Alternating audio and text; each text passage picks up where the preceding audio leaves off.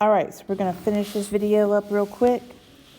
When you have within a circle or congruent circles, you can have congruent arcs that are two arcs that have the same measure. So in our first little diagram right there, ST is going to be congruent to UV because these angles are congruent. So in the same circle or in congruent circles, if two chords are congruent, then their corresponding minor arcs are congruent. And if two minor arcs are congruent, then their chords are congruent. So what I have marked down here in this circle, the blue are the arcs, the chords are in yellow. So AB segment is congruent to DC. So when these chords are congruent, then I know those arcs are congruent. And the same thing is true if I say it the other way around. If I know the arcs are congruent, then I know the chords are congruent. So these two things are going hand in hand, and it makes sense. I mean, if the chords are congruent, then the arcs are going to be congruent. If the arcs are congruent, then the chords have to be congruent. So it goes hand in hand. We're going to do a couple of practice problems with those. So in example 8, I'm told that these chords are congruent. If those chords are congruent, then these arcs are congruent. When things are congruent, I set them equal to each other. So 9n minus 11 is going to equal 7n plus 11.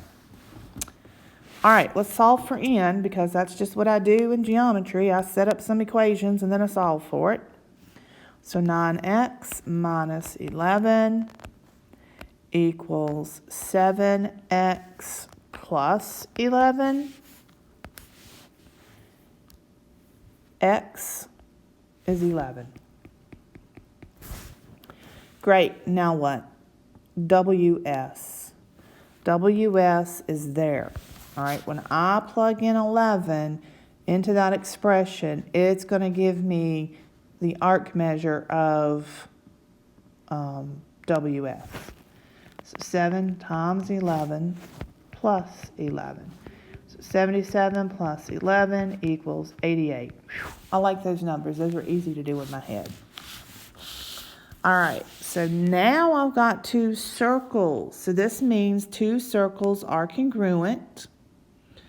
The measure of GCD is congruent to NJM. All right, so this is congruent. My circles are congruent. I'm trying to find NM.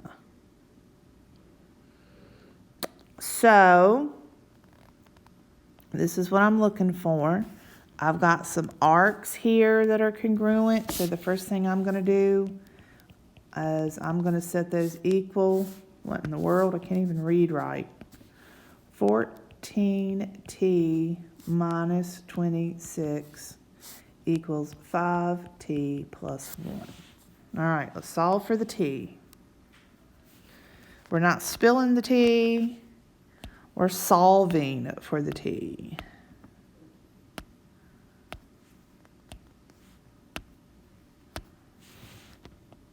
Three. T is 3. Now what? Gosh, I don't know. Now what? What are we going to do? Well, that chord is 5t plus 1. And if I want NM, I have to substitute right there. 5 times 3 plus 1. 15 plus 1 is 16. All right. A couple more examples, and then we're going to be finished with our notes. PT bisects RPS. So that means that those angles would be congruent. If those angles are congruent, the arcs are congruent.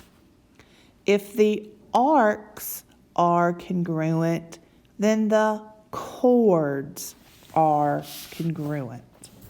So that means 6x equals 20 minus 4x.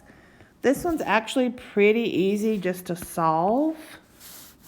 If I add 4 to both sides, I'm going to get 10x. And then I divide by 10, and I get x equals 2. I could actually do that one quicker than if I typed it into the calculator. If you're not comfortable with solving these equations, type them into Desmos. But I know some of you are a little bit like me sometimes, and you think that one was easy enough to do in my head. So, what are we finding again? Because, you know, I have no memory. RT, that'd be 6 times 2 equals 12.